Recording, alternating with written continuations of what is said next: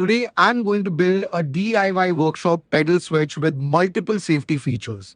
I'll be using all of these components to make it, and I'll show you the complete process from modifying the modular board to the final assembly. So let's get started.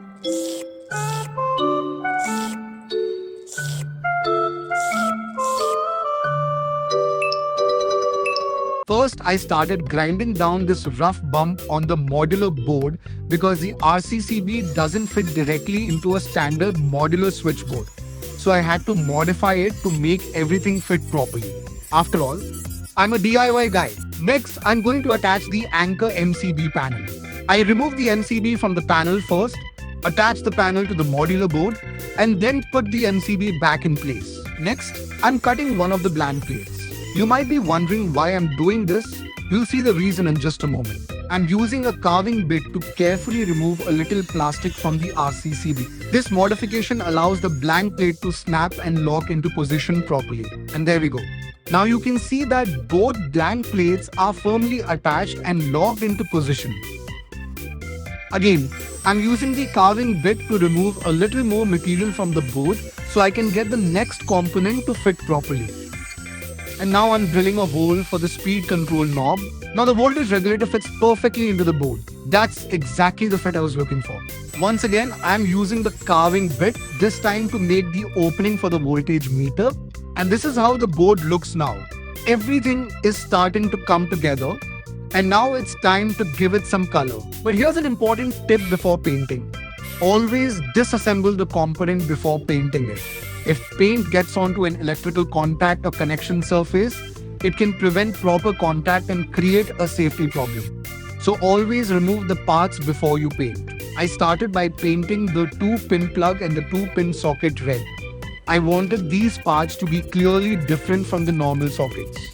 And finally, I added a clear coat over the red paint. This gives it a nice finish and also helps protect the paint from scratches. Originally, I installed a basic voltage meter, but I decided to upgrade it to a voltage and amperage meter.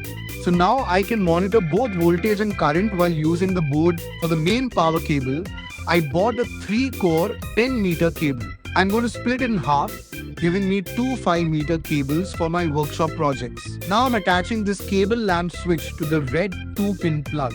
This switch will be used as the ON and OFF control for the pedal switch. Now I'm adding another red 2-pin plug which will connect to my pedal switch. Once again, I'm drilling a hole in the board, this time for the 3-core power cable. And here's the reason I painted this 2-pin socket red. This isn't going to be used as a normal power socket. It's going to act as a removable link for the pedal switch. I did all the wiring inside the board, but I didn't record it because the video was already getting way too long. I also used heat shrink tubing on the connections to provide proper insulation and a cleaner finish. And finally, it's assembly time. All the components are ready, so let's put everything back together. And to finish the power connection, I'm adding the 3-pin plug. And here's a very important warning. Never use this red 2-pin plug as a normal power plug for charging or connecting any appliance. It is a dedicated jumper link for this board.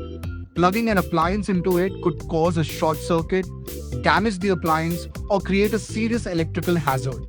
That's why I made both the plug and socket red so I can immediately recognize them and avoid accidentally using them as a normal power connection. And always switch OFF the main MCB before inserting or removing this jumper. And that's it. My DIY workshop pedal switch is finally complete. I built this specifically for my workshop with the goal of making my power tools easier to control while keeping safety in mind. If you like this DIY build, don't forget to like, share and subscribe. I'll see you in the next project. Thank you for watching.